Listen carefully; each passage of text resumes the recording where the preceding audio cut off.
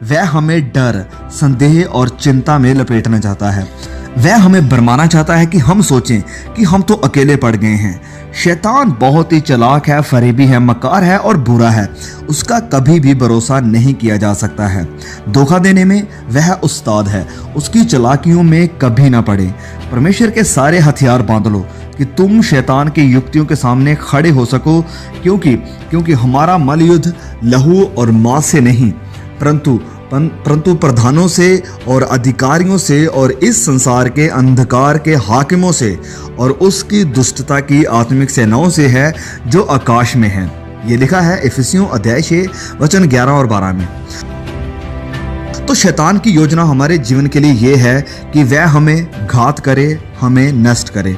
उसका केवल यही मकसद है, चोरी करना, घात करना और नष्ट करना। वह पूरी कोशिश करेगा कि हमारे पास जो आनंद है, जो शांति है, जो सुरक्षा है और जो हमारा विश्वास है और जो मकसद है, उसे चुरा ले जाए, उसे लूट कर ले जाए। वह पूरी कोशिश करता है, पूरा जोर लगाता है कि हमारा परिवार नष्ट हो जाए, हमारा जीवन बर्बाद हो जाए और जो कुछ भी हमें अच्छा लगता है वह सब नष्ट हो जाए।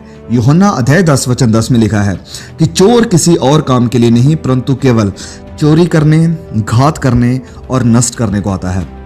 तो जब हम अदन की वाटिका में देखते हैं तो इस शैतान ने आदम और हवा के जीवन में जो आनंद था, जो खुशी थी, जो प्यार था, उस सब को खत्म कर दिया, उस सब को चुरा लिया और क्या किया, उन्हें घात कर दिया। उस परिवार को, जो पहला परिवार परमेश्वर ने बनाया था, उसे नष्ट कर दिया।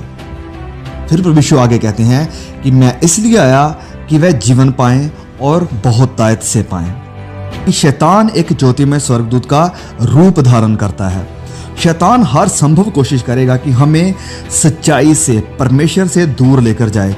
वह हमारी हर कमजोरी को जानता है और पिछली कई सदियों से वह इंसानी मानसिकता और चरित्र की पढ़ाई करते आ रहा है। इसलिए वह हमें हमारे जीवन के सबसे कठिन और संघर्ष से भरे हुए समय में परीक्षा में डालेगा। वह बहुत बड़ा शातिर और दुष्ट है। वह अपने आप को, अपने झूठ को बहुत सुंदर और लुभावना करके हमारे सामने पेश करता है। वह पाप को अच्छा दिखाता है और बुराई को बहुत ही लुभावनी। दूसरा कुरिन्थियों अध्याय 11 वचन 14 में लिखा है कि यह कुछ भी अचंभे की बात नहीं है, क्योंकि शैतान आप भी ज्योतिमय स्वर्गदूत का रूप धारण करता है। शैतान कंफ्यूजन यानी गड़बड़ी का बाप है।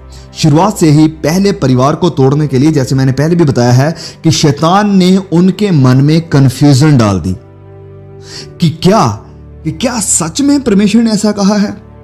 और अपने भ्रष्ट और शातिर दिमाग का इस्तेमाल करते हुए उसने उस परिवार को तोड़ दिया और उन्होंने एक दूसरे के ऊपर दोष लगाना शुरू कर दिया। जैसे मैंने पहले भी कहा है कि वह धोखेबाज है, हर हालत में चाहता है कि बहुतों को गुमराह करे। वह भेड़ की खाल में छिपा हुआ एक भेड़िया है। वह झूठा है और चाहता है कि हम परमेश्वर की सच्चाई पर, उसके वचनों पर संदेह करें, डाउट करें। मानव जाति के शुरुआत से ही वह लोगों के सामने झूठ को रखता आया है। परमेश्वर की सच्चाई को, परमेश्वर के वचनों को तोड़ मरोड़ कर संदेह और अविश्वास को पैदा करना ही उसका असल कार्य है।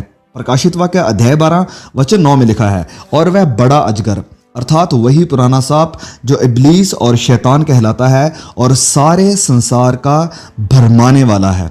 लिखा है सारे संसार का भरमाने वाला है, पृथ्वी पर गिरा दिया गया। और फिर प्रभु यीशु, जो शैतान को बिल्कुल अच्छी तरह से जानते थे, उन्होंने भी कहा कि सत्य उसमें है ही नहीं। जब वह झूठ बोलता है तो अपने स्वभाव ही में बोलता है, जिसका मतलब है कि झूठ उसकी मातृभाषा है, क्योंकि वह झूठा है वरन झूठ का पिता है। He is father of lies.